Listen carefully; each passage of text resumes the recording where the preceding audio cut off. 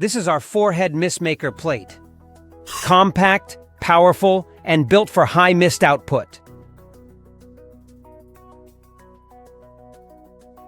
Pair it with a reliable SMPS.